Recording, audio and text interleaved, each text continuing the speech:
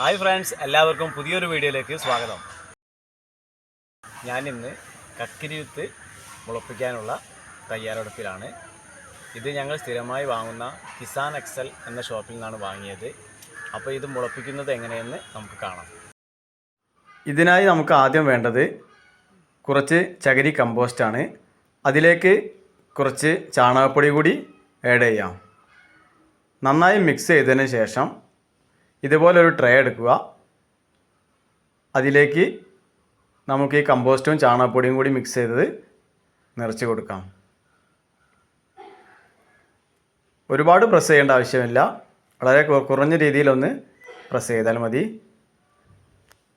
Hybrid വിത്ത് ആയതുകൊണ്ട് ഇത് വെള്ളത്തിലിട്ട് വെക്കേണ്ട ആവശ്യമില്ല, നേരിട്ട് നമുക്ക് ട്രേയിലേക്ക് നട്ടു കൊടുക്കാം. കക്കരി വിത്ത് ഞങ്ങൾ വാങ്ങിയത് കാലിക്കറ്റ് കിസാൻ എക്സൽ എന്ന ഷോപ്പിൽ നിന്നാണ്.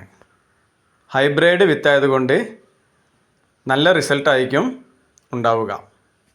ഈ പാക്കറ്റിൽ 12 കക്കിരി വിത്താണുള്ളത്. 12 വിത്തും നമുക്ക് ട്രേയിലേക്ക് നട്ടു കൊടുക്കാം. വിത്ത് നട്ടതിന് ശേഷം നേരത്തെ മിക്സ് ചെയ്ത് വെച്ച ചകിരി കമ്പോസ്റ്റും ചാണകപ്പൊടിയും വിത്ത് മൂടുന്ന രീതിയിൽ ട്രാക്ക് മുകളിൽ ഇട്ട് കൊടുക്കാം. ഇതിനു ശേഷം വെള്ളം സ്പ്രേ ചെയ്ത് കൊടുക്കാം. അത്യാവശ്യം നല്ല രീതിയിൽ സ്പ്രേ ചെയ്ത് കൊടുക്കണം.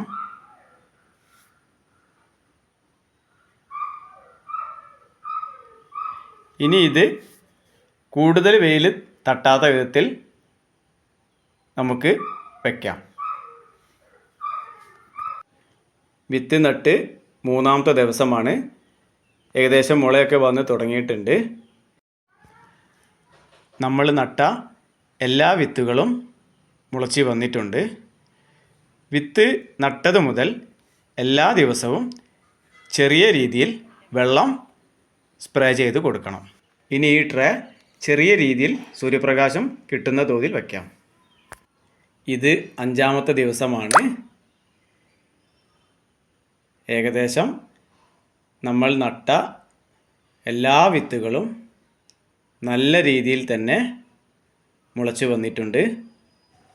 ഈ കക്കരി തൈകൾ മാറ്റി നടുന്നതും വളം ചെയ്യുന്നതും മറ്റ് വളർച്ചാ ഘട്ടങ്ങളെല്ലാം വരും വീഡിയോയിൽ നിങ്ങളെ കാണിക്കുന്നതായിരിക്കും. ഈ വീഡിയോ ഇഷ്ടപ്പെട്ടാൽ ലൈക്ക് ചെയ്യുക, സബ്സ്ക്രൈബ് ചെയ്യുക. മറ്റൊരു വീഡിയോ ആയിട്ട് നമുക്ക് വീണ്ടും കാണാം. ബൈ.